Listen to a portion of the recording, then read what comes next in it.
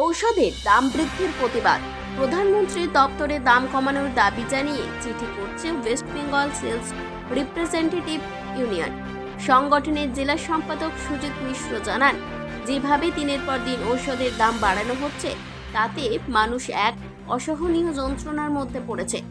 এখন জানেন যে একটা ইভেন কর্পোরেট হাসপাতাল চিকিৎসা করাতে যাওয়া মানে একটা বিশাল অংশ, তার প্রায় পুরো ফ্যামিলিতে রুইন হয়।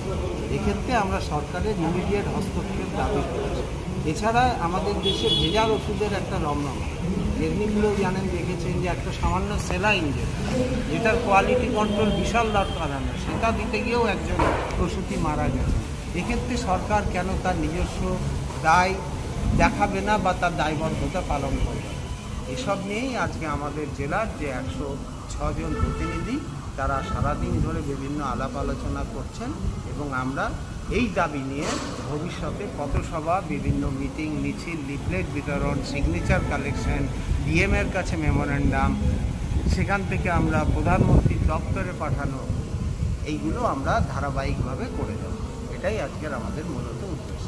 দুর্গাপুরের সৃজনী হলে বৃহস্পতিবার সংগঠনের 17তম জেলা সম্মেলন অনুষ্ঠিত হয়। রানীগঞ্জ, 2 বর্ধমান ছাড়াও আরও বেশ কিছু জেলার প্রতিনিধিরা এই সম্মেলনে অংশগ্রহণ করেছিলেন।